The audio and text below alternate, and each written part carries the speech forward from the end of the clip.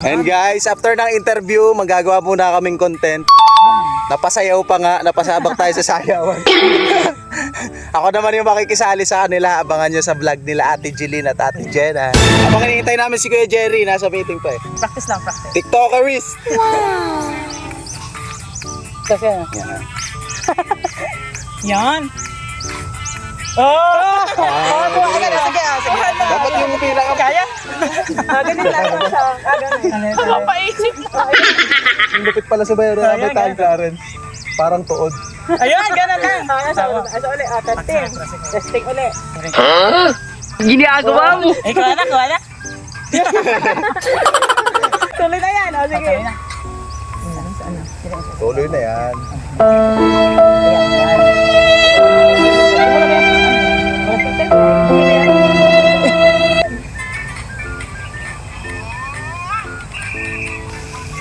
Boink. Naalon din. Naalon din. Wala ka dyan. Pwede na yan. Ate na. Ayan. Yun lang po, ngayon pala ako na ginaganahan sa bayo. Baka meron pa.